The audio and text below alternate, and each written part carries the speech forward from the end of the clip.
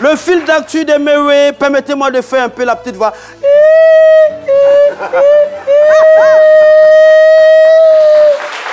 Ça, c'est pas Mewe, ça. Ramadan 2024, Boaké, Gonfreville 1. La moto de l'imam volée pendant qu'il procédait à la lecture coranique. Ces voleurs qui, sans scrupule et qui ne lésinent sur aucun moyen et aucune période pour étaler leurs lacunes volées hier. Les lieux et les cultes sont dans le collimateur de ces malfrats, selon des informations de sources non concordantes.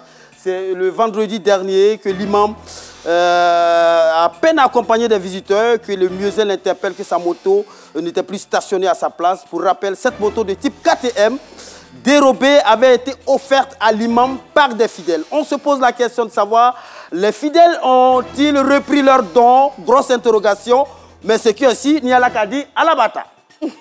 Vladimir Poutine, deuxième info hors de la Côte d'Ivoire. Il est réélu à la tête de la Russie pour un 5e mandat. Et selon les sondages, le président sortant remporte l'élection présidentielle avec un score d'environ 87%. Réagissant à cette brillante réélection hier dimanche, Vladimir Poutine a exprimé sa gratitude envers les Russes pour leur participation massive aux urnes. Et cependant, dans un ton résolument ferme, Poutine a déclaré ceci, et je cite: « Personne ne réussit ni ne réussira à nous faire peur, peu importe qui veut nous intimider ou à quel point, peu importe qui veut nous écraser.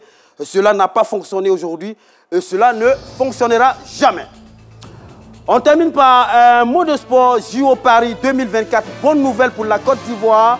Après l'athlétisme et le taekwondo, c'est l'escrimeuse ivoirienne Maxine Isabelle Esteban, que nous voyons sur l'écran, qui se qualifie pour les JO prochains. Félicitations à notre sœur. Vous voyez l'image, il faut le vationner très très fort. Elle est ivoirienne.